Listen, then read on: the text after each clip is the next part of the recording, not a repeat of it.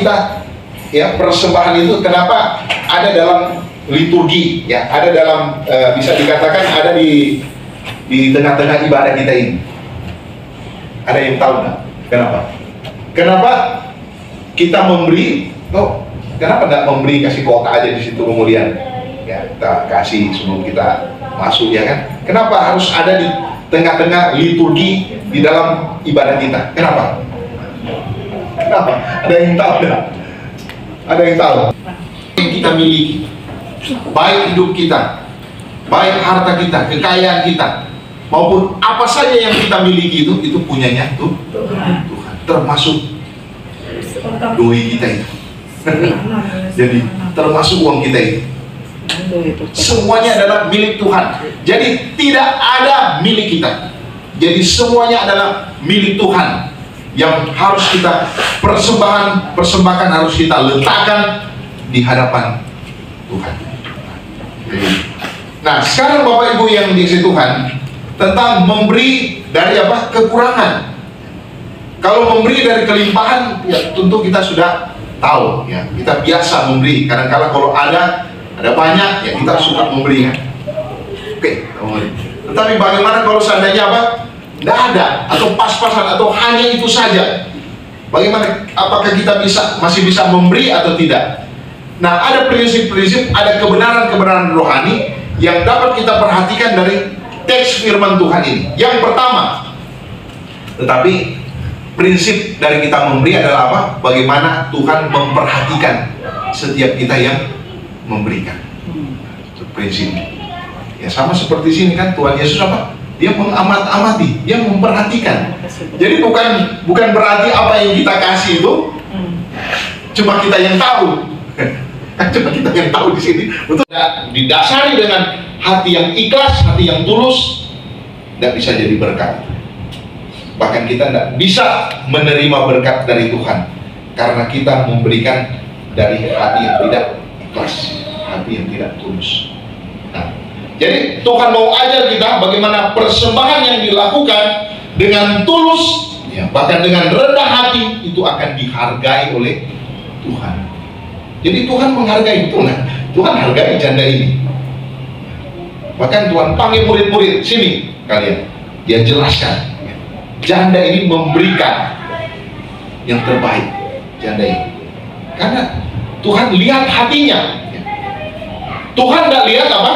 Pemberian dari setiap orang itu. Ada yang kaya, ada yang janda. Tuhan tidak lihat itu. Rupanya penilaian khusus dari Tuhan itu adalah hati kita. Hati yang ikhlas, hati yang murni di hadapan Tuhan. Untuk kita memberikan sesuatu korban persembahan yang terbaik yang sudah Tuhan berkati kita semua. Kita berikan itu kepada Tuhan. Jadi dasarnya adalah hati yang tulus. Jadi kalau kita mau memberikan seberapa besar pun itu, ya kita harus apa? Kita harus tulus. Harus kita benahi dulu hati kita ini. Jadi ketika kita mau menghadap Tuhan, beribadah kepada Tuhan, memang kita sudah persiapkan persembahan kita. Tuhan, ini saya mau kasih. Tulus kita. Jangan ini. Rupanya di sini ada yang besar, di sini ada yang kecil. Ah, maksud ini aja. Ini aja. Nggak usah ini. Ini memberikan dari apa? Dari ketaatan dan pengabdiannya secara totalitas. Janda ini. Jadi tadi yang pertama apa? Janda itu memberikan dengan ungkapan syukur yang besar. Yang kedua apa? Memberikan dengan hati yang tulus, ikhlas. Yang ketiga, dia memberikan sebagai tanda ketaatan atau pengabdiannya secara totalitas kepada Tuhan. Di mana kita bisa lihat itu? Coba kita lihat di dalam ayatnya yang ke-43. Maka dipanggilnya murid-muridnya dan berkata kepada mereka, Aku berkata kepadamu, sesungguhnya janda miskin ini memberi lebih banyak daripada semua orang yang memasukkan uang ke dalam persembahan. Sebab mereka semua memberi dari kelimpahannya, tetapi janda ini memberikan dari kekurangannya semuanya yang ada padanya, yaitu seluruh nafkahnya. Seluruhnya. sepenuhnya di hadapan Tuhan, total dia.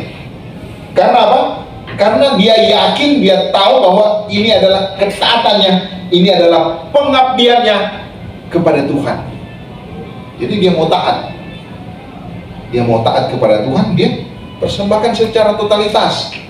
Jadi rupanya sesuatu itu harus dengan totalitas, harus dengan apa? Dengan total, dengan seluruhnya, dengan sepenuhnya. Dan kita harus memiliki pemahaman konsep bahwa apa? Ini adalah ketaatan kita, ini adalah pengabdian kita kepada Tuhan. Bukan kepada gereja, bukan kepada organisasi atau lembaga, tetapi ini adalah ketaatan kita kepada Tuhan atau pengabdian kita kepada Tuhan. Nah, janda ini dia melakukan itu. Dia tidak mau mengabaikan. Dia tidak mau mengabaikan apa yang menjadi ketaatannya kepada Tuhan. Bahkan apa? Bahkan dia memberikan seluruhnya. Ini, dia rela kehilangan seluruhnya hanya untuk Tuhan. Dia rela kehilangan seluruhnya itu. Dia siap, dia bersedia melakukan segala-galanya untuk Tuhan. Dia persembahkan itu karena dia yakin bahwa hidupnya ini adalah milik Tuhan. Kalau dia dapat sesuatu, itu juga adalah milik Tuhan. Jadi betul bahwa apa? Dia memberi dengan ketaatan. Dia taat kepada Tuhan. Sebabnya Tuhan hargai dia, Tuhan apresiasi dia. Karena apa? Karena dia taat.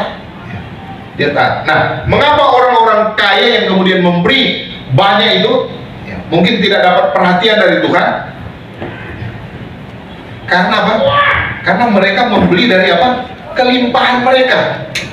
Mereka memberi dari kelimpahan. Sebenarnya kalau mereka memberi dengan kelimpahan mereka, ya lebih lagi, seluruhnya, seutuhnya mereka berikan kepada Tuhan. Nah, janda ini memberi dengan ketaatan, dengan benar. Nah, jadi kalau kita tarik prinsip rohani dalam kehidupan kita, ketika kita diberkati oleh Tuhan, ketika kita memiliki sesuatu, atau mungkin pas-pasan, atau mungkin hanya itu saja, kita memberi karena kita taat kepada Tuhan, karena kita mau mengabdi kepada Tuhan, dan kita memberi dengan totalitas, sepenuhnya kepada Tuhan. Artinya bukan bahwa apa? Bahwa totalitas ini Tuhan, ya saya tidak ada apa-apa. Nah, kita meyakini bahwa apa? Seluruh kekayaan kita, seluruh apa yang kita miliki itu adalah milik Tuhan. Jadi sewaktu-waktu Tuhan membutuhkan, Tuhan perlu di dalam pelayanan maupun orang lain yang membutuhkan, kita siap untuk berkorban, kita siap untuk melakukannya karena kita taat kepada Tuhan. Itu yang ketiga dan yang paling terakhir. Dia diberkati untuk memberkati. Ini kan slogan kita, diberkati untuk memberkati. Janda ini sudah diberkati oleh Tuhan, dan sudah saatnya dia memberkati.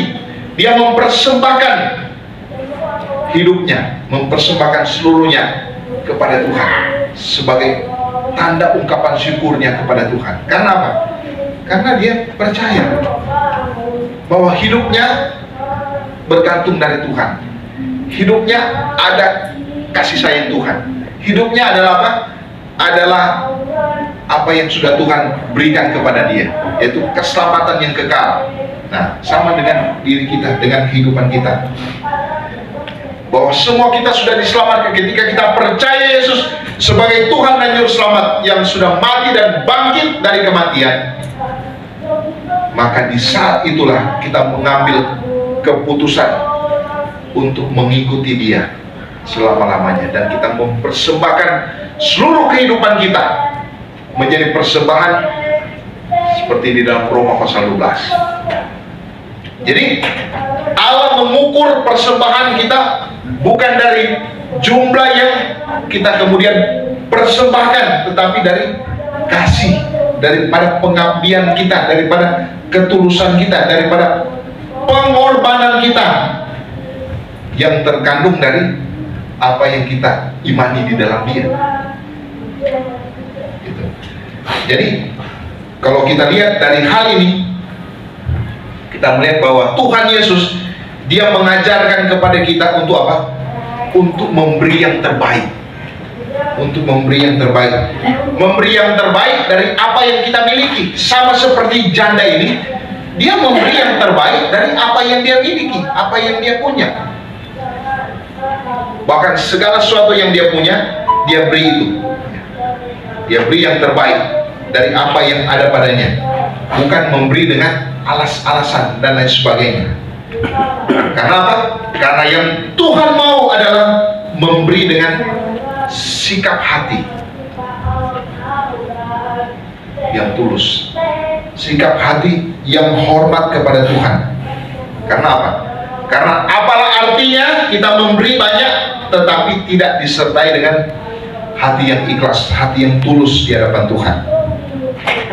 Itu sebabnya apa yang kita berikan kepada Tuhan merupakan bukti bahwa kita mengasihi Tuhan, bahwa Tuhan layak menerima persembahan yang terbaik yang kita bisa berikan kepada Tuhan, di mana Tuhan sudah mempercayakan itu kepada kita. Jadi dasarnya yaitu apa? Karena pengorbanan Yesus yang begitu besar, yang sudah rela mati di kayu salib, sehingga kehidupan kita berharga di hadapan Tuhan. Dan sebagai bentuk apakah kita dapat mempersembahkan kehidupan kita, mengembalikan untuk hormat dan kemuliaan bagi nama Tuhan. Jadi mari Bapak Ibu yang si Tuhan, dari firman Tuhan ini kita belajar 4 prinsip kebenaran firman Tuhan. Kehidupan janda miskin ini, dan itu yang akan kita bawa, kita akan aplikasikan di dalam kehidupan kita. Sehingga kalau kita bawa prinsip-prinsip ini, tentunya kita akan diberkati oleh Tuhan. Sama seperti janda yang miskin ini, saya percaya bahwa dia diberkati oleh Tuhan.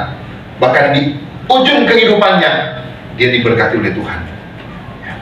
Jadi ada 4 hal tadi, 4 dasar apa tadi? Janda ini memberi dengan apa? Dengan ungkapan syukur yang besar. Ungkapan syukur yang besar. Ya. Kemudian dengan hati yang tulus ikhlas. Harus ada hati yang tulus. Yang ketiga apa? Memberi dari ketaatan dan pengabdian kita kepada Tuhan. Dan yang keempat apa? Diberkati untuk dia diberkati oleh Tuhan. Dia sudah diberkati oleh Tuhan dan dia menjadi berkat kita. Begitu juga dengan kehidupan kita. Tuhan akan pakai kita lebih heran, lebih luar biasa lagi kalau kita peduli, kita perhatian dengan apa yang menjadi pekerjaan Tuhan di dalam kehidupan kita. Tuhan memberkati kita dengan firman-Nya, dan biarlah firman Tuhan ini dimeteraikan di dalam kehidupan kita hari lepas hari. Amin. Mari kita